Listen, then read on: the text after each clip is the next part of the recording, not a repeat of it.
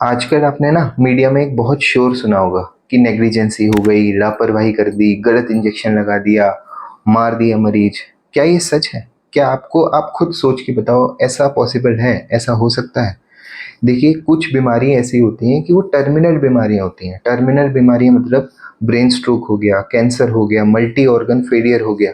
इनको बचाना बहुत ही मुश्किल होता है। एक आप यहाँ से एग्जाम्पल लें, एक क्रिकेटर है। जैसे हर मैच में कोई क्रिकेटर कह सकता है कि मैं 1 रन बना लूंगा, जीरो पे भी आउट होके आते हैं ना। ऐसी कुछ बीमारी ऐसी होती हैं जो हम चाहे कितनी भी मेहनत कर लें वो सफल नहीं हो पाते। We can only treat. Cure करना ऊपर वाले का काम है। सही करना, बीमारी को सही करना ऊपर वाले का ही काम है भाई। देखिए, डॉक्टर्स को भी ना आप इंसान कंसीडर करिए, रोबोट ने।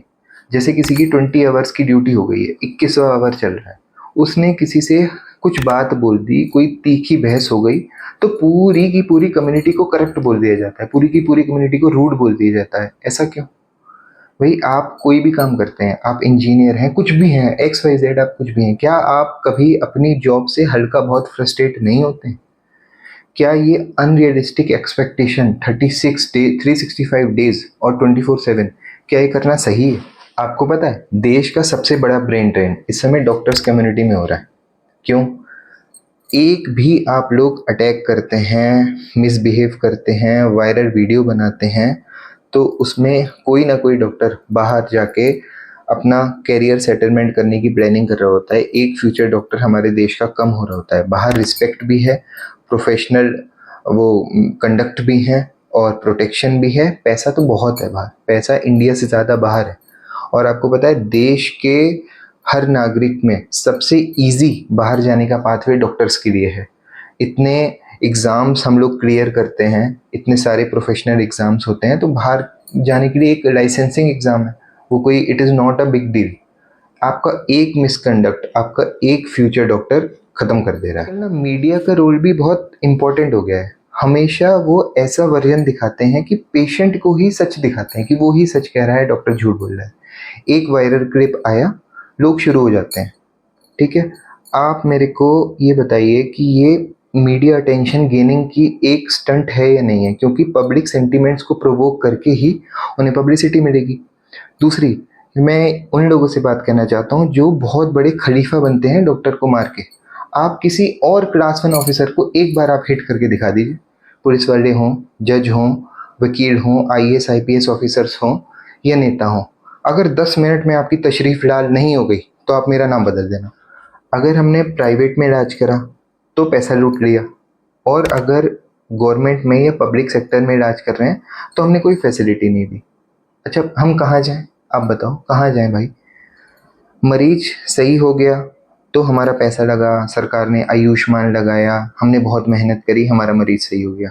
मरीज अगर नहीं बच पाया, डॉक्टर ने गलत इंजेक्शन लगाया, लापरवाही करी और नेग्लिजेंसी हो गई, और बहुत बेकार अस्पताल है, इसको अभी बंद हो जाना चाहिए।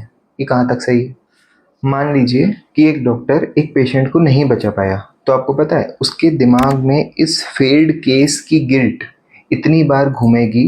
उसके उसका नाम, पेशेंट का नाम, पेशेंट का चेहरा, पेशेंट के अटेंडेंट्स की रोती हुई आंखें, यार भूल नहीं पाते हैं। और आपको एक और बात पता होनी चाहिए कि शायद उस दिन जो नेग्लिजेंसी का इल्ज़ाम डॉक्टर पे लगा, वो ना कभी उस दिन खाना खा पाएगा, ना शायद उस दिन सो पाए। डॉक्टर्स की जो पर्सनल लाइफ होती है ना, वो बहुत अच्छी नहीं होती। वर्क लाइफ बैलेंस बहुत ज़्यादा ख़राब होता है।